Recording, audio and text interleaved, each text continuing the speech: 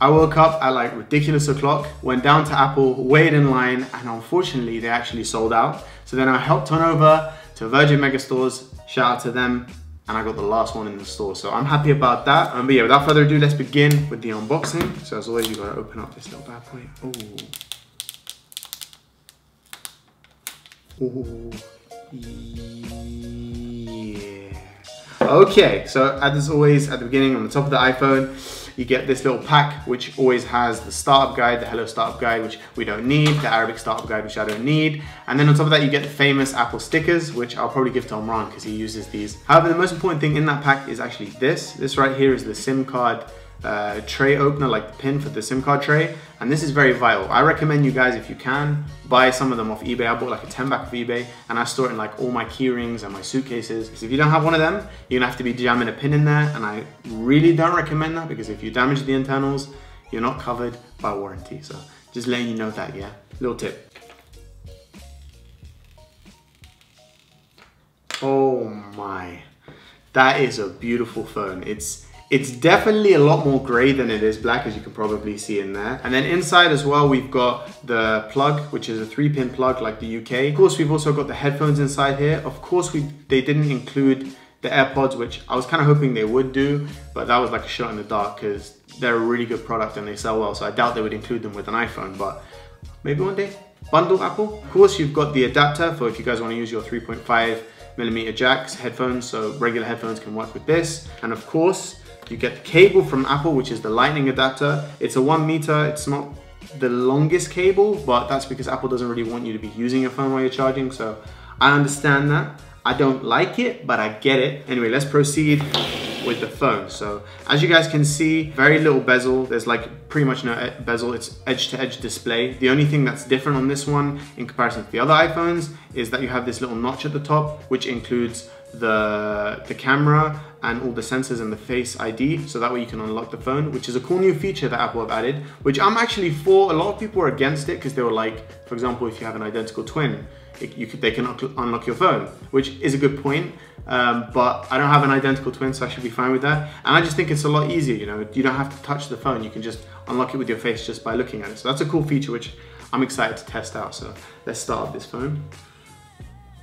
Yeah, that famous Apple logo, look at that. I love seeing that. I love it. Right now we're about to set up something that I've never set up before, which is the Face ID. And I'm excited. I'm excited to see how this is. So yeah, apparently I'm not doing one side of my face. All right, so when I started up this phone, I actually came across a few things that I haven't actually come across before. So the first thing I noticed right off the bat is the iPhone back is actually covered in my fingerprints. I don't know if you can pick it up really well on camera, but there's so many fingerprints on the back, which is something that I'm not used to, because with the iPhone 7, the back was all metal, so it didn't pick up fingerprints the same way this does. On the right hand side of the phone, as you can see, there's a SIM card tray and a power button, which is actually elongated. And the reason for that is because it's your main button now, so you're gonna be using it a lot. And I think it's better that they've made it elongated. It's easier to reach. I don't have to reach up as high, and it's easier to press, which I think is really cool. On the left hand side of the phone, it's staying relatively the same as before. You've got the volume up and down buttons, and then you've got the switch between vibrate and loud, which I think is a switch that I hope they don't ever get rid of, because sometimes you're in a situation where you need to quickly turn your phone silent,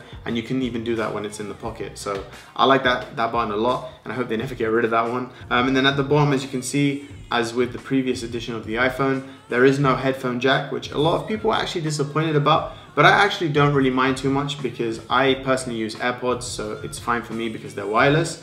But obviously it is annoying if most of your headphones you have, or the main headphones you use, are a 3.5mm jack. That's going to be annoying for you. However, Apple does give you the adapter, so you can't really complain as much as you would want to. And then on the back, as you can see, Apple's actually changed the orientation of the dual cameras. So before it was horizontal, now it's vertical, which apparently should be better for when you're doing landscape photos and stuff like that. So this actually supports a much bigger screen than the Plus model, which is amazing, but it's in a much smaller body that's barely bigger than the iPhone 7 or iPhone 8.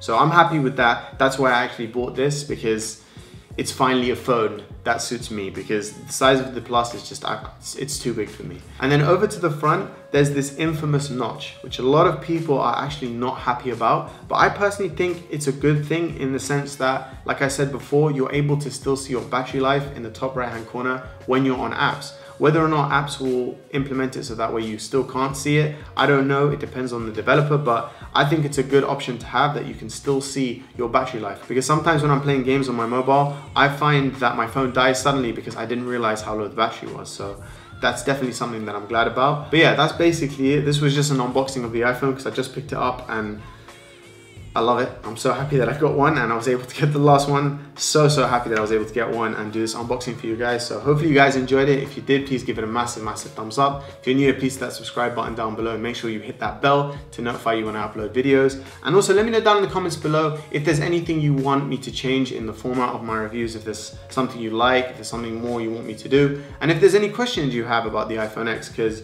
I know quite a bit about this phone because I love it. So if you need any answers to any questions or you want me to do any videos on it, let me know down in the comments below. And yeah, all the links to my social are in the description, and I'll see you guys very soon. Currency out.